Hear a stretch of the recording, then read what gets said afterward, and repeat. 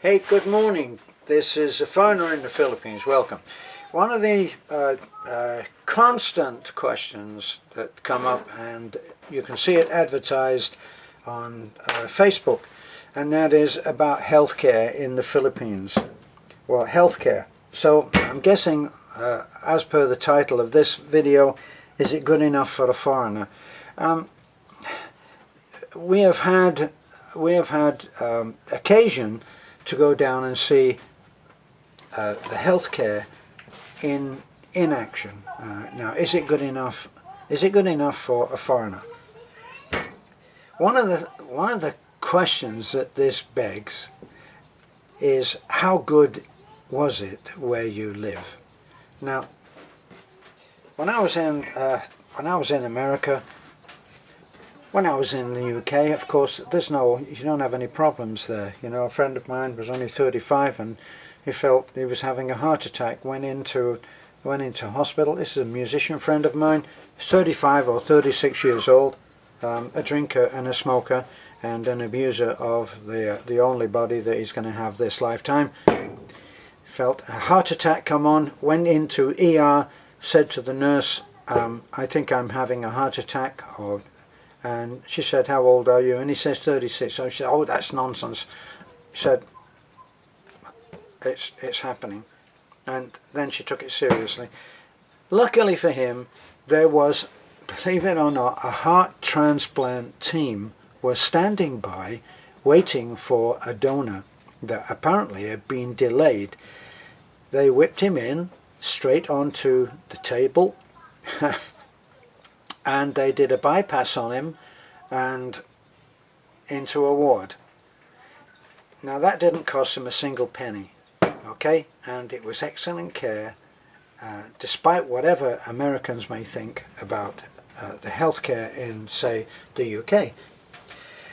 Americans are convinced that they have the finest medical treatment, in the world. They think it's the best in the world, and they may be right, but I'm not sure. It's no point in having the finest medical care in the world if it's not available to you.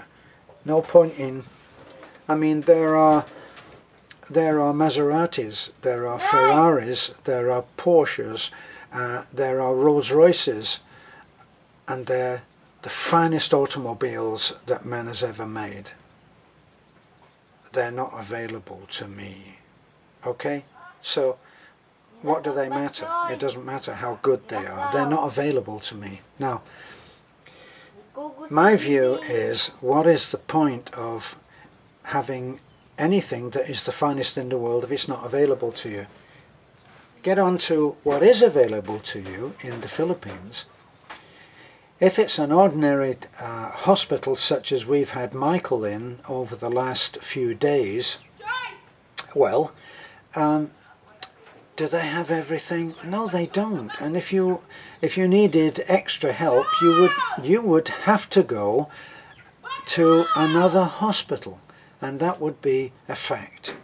So, now I went offline there for a moment because my mother-in-law and my wife are trying to find out who can scream at the tops of their voices the loudest.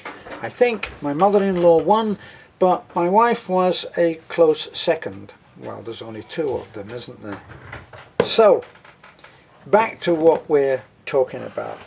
It has to be available to you, and sometimes if you go to a small hospital, no matter where you are in the world, you may have to be transferred to another hospital where they have better facilities, and that would certainly happen if you were in Taliban and you suffered some kind of extreme emergency. You might have to be taken by ambulance to Tagbilaran, where they actually are better equipped. So, this brings us to when we took someone who had a severe illness and we took her to Cebu. We took her to Cebu and we went, it was a bone malady in this particular case, and we took her to the bone centre where a finely trained surgeon gave her an examination, had tests done, all of the normal run of tests, you know, blood pressure, heart rate, blood sugar, and then all of the blood work, x-rays, all of this was done as a given. And then he made his diagnosis, and he's trained in America, or trained in maybe trained in Germany, or maybe trained where they have fine medical training facilities. These people are not the people that you would be treated by if you were in the Philippines and able to afford, which is the same situation as in any country in the world, if you can afford it, unless of course you're in Australia or the UK or other countries where they take care of their sick people, even if they can't afford to pay. Some cases in America they do that, right? Whether you would get it in a timely manner would be another thing. So they actually were incredibly skilled. And we went to a hospital called the Chung Hua Hospital. And the Chung Hua Hospital, there's a new Chung Hua, there's an older one which is also pretty good, and there's a new one which is an almost new facility, which is like state of the art. It's almost science fiction the way that you go in, and how huge it is, how beautifully it's done, and where the equipment is absolutely up to the minute. So is the Philippines treatment good enough for you as a foreigner? Well, yes it is. You have the same situation as you would have in any other country which can provide good medical care. Americans, believe it or not, Americans right now are finding that it is cheaper to go to some clinics in Mexico, that third world country, to have their treatment for, say, dental. They're finding it's cheaper to go to Thailand for medical on dental. And they can go there, they can pay for their trip, they can have excellent facilities, excellent medical care, and come home with change in their pockets, having had a trip of a lifetime. If you are having even cosmetic surgery, you can go to China, where they have clinics there that will give you state-of-the-art nip and tuck, or whatever it is that you want to have done.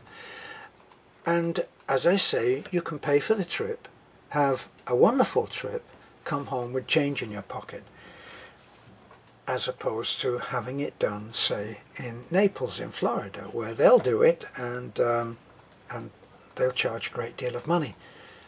Not talking about whether it's good enough. In both cases, in all those cases, you will find that the care is more than good enough. So, if you're coming here and worrying about what's going to happen when you get ill, well, there is an answer, you know.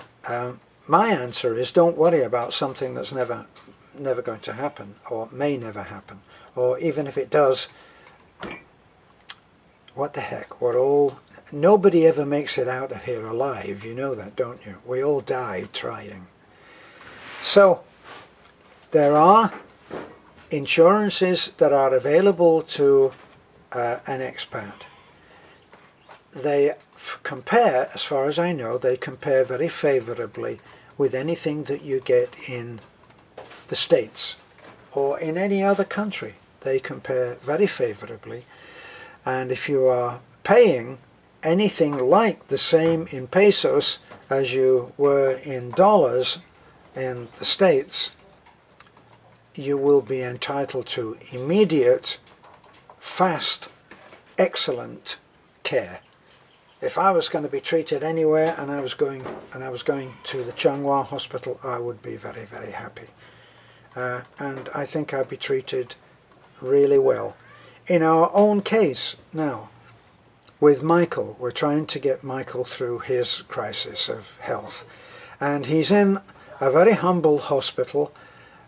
He's in like a huge open ward that is screened off from where the nurse's station is. And there were 2 other people who were in there because they don't have room for them. But he's had excellent care, I feel. He's had excellent care. They've been there for him, and they've got him through this recent crisis that I've reported in another video. So, would I be happy to have had that care if I was in his situation? I think I would. So, you know, there are no guarantees on any of this. As soon as you start talking about health, there are no guarantees. I've heard horror stories from the UK. I've heard horror stories from the US. I've had my own situation of not being able to afford to have care in the US, and yet I've still had some care. But you take your chances. In life, you take your chances. So maybe this video is about a little bit more than whether it's just health care. You know, you got to take care of yourself. You got to make sure that you are doing all of the right things. Preventive medicine. I once pulled into a gas station in America, and a man pulled in an old Cadillac that was beautiful.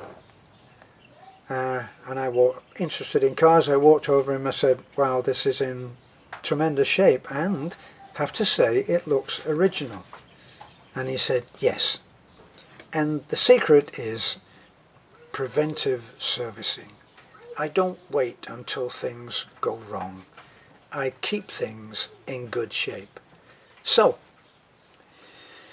as long as you are eating well, not smoking and drinking, oh sorry, am I being a preacher, you're in with a much better chance. If you're in there and you're a party boy and you know how to have fun, well, there will be a bill to pay eventually. So, get your insurance, I guess, if you still intend to do all of those fun things that are just so much fun, even at the risk of killing my body. It's up to you. These are our choices. These are how we decide our life is going to unfold. That's my view of it. Of course, that's only my opinion. I only ever say that these things are my opinion. This is a foreigner in the Philippines. Stay healthy. Bye for now.